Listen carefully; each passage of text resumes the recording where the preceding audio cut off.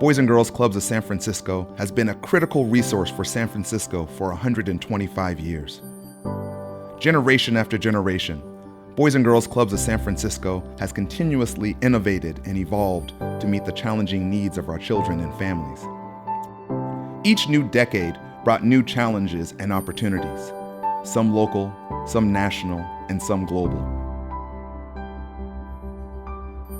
From the Industrial Revolution to the Digital Revolution, through 2 world wars, a Great Depression, and 2 devastating earthquakes, Boys and Girls Clubs of San Francisco has been a force for good in kids' lives.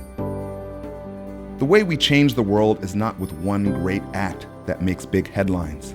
The club's contribution has always been everyday acts of support, guidance, and love for school-age youth, primarily from at-risk circumstances.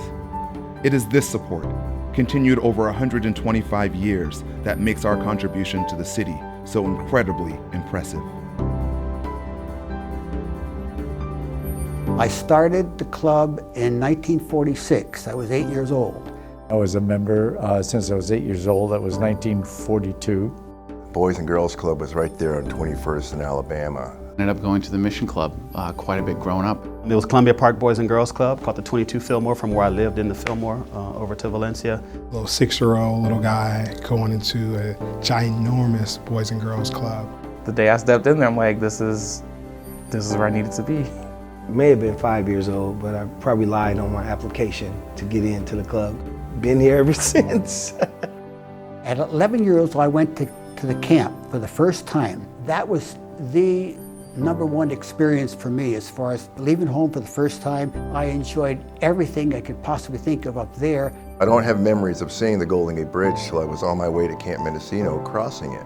That was actually the first organized basketball team I played on. Learning about kind of interdependence and learning about, frankly, winning and losing. I got to ride a plane for the first time. I went to New York for the first time. First trip out the country. My first experience was a swimming pool. Just my first for everything. My first Giants game was with the club. My first trip to LA was with the club. For me, it was like these beautiful first-time experiences that I know I wasn't going to get if I wasn't going to the Boys and Girls Club. I mean, the club was always a home away from home. The club was always part of the community. It became that outlet for me to learn how to open up and express myself ultimately. Learning how to work with other people, that was a big achievement. That helped a great deal through the rest of my life. Being there is really safe. It's nurturing and a good community. Because of that, I was allowed to continue my life and grow as a person because I had that foundation with the Boys and Girls Club. For me, early on, it just felt like home. I was able to leave the confines of my environment and go to a safe haven like the clubhouse. And ever since that first day, I was hooked. This is my second home. That's what it was. Why do you think I'm still here? I think it's still good. People are here because they want to be, not because they have to be.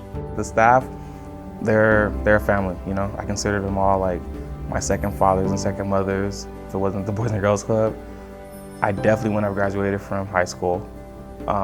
I was the first one in my family to go on to college and graduate from there. The club was a great space of again, exposure that gave me a foundation to build upon as I developed my own kind of worldview and who I wanted to be as an adult. When it came to the Boys and Girls Club, I was free. I was able to just have fun. I was able to, go there after school and just do my homework and be productive and, learn some of the traits that I needed to become a leader. I'm planning on going to law school and becoming an attorney and being a voice for others. Using my now open voice that the Boys and Girls Club gave me to support others is what I want to do. Being mentored by people who saw something very special in me made me realize that I wanted to do that for as many people as I could. My hope is that the Boys and Girls Club is able to continue to serve San Francisco kids and families for generations to come and be that source of meaning that it was for me.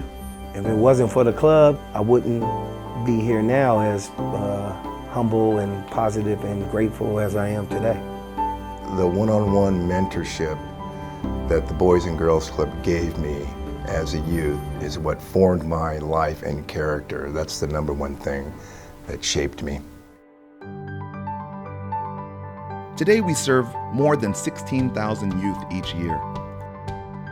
Our contribution to the city of San Francisco continues to be critically important, and City Hall turns to us regularly to take on important social issues that involve youth. After 125 years, we still have a lot of work to do, and we accept that responsibility gladly.